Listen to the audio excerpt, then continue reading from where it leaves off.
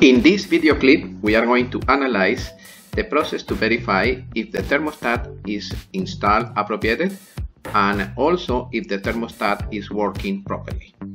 The thermostat is used to control the flow of refrigerant inside of the engine.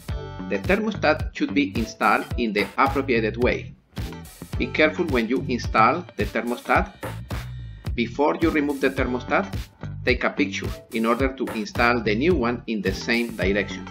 If you switch the direction, probably you interrupt the flow of refrigerant. It should be installed in the same direction in order to avoid exactly. If you switch, probably enter, in some cases not, but be careful with that. This is the process. We are going, in this moment is closed.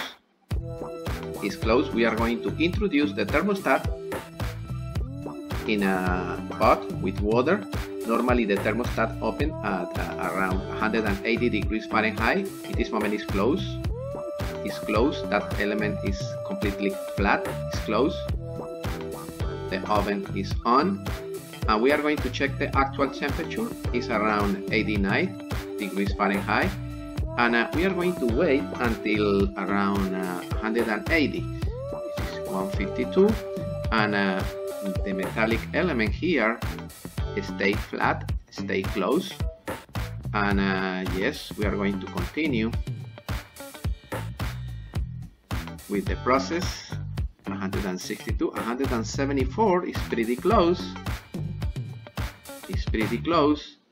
Right now it's 178 and it start to open. Did you see the element open completely? In this moment the flow of refrigerant enter into the block of the engine, circulate and return because the coolant pump circulate, and now externally with the ambient air return and close again. This is the process to check the thermostat.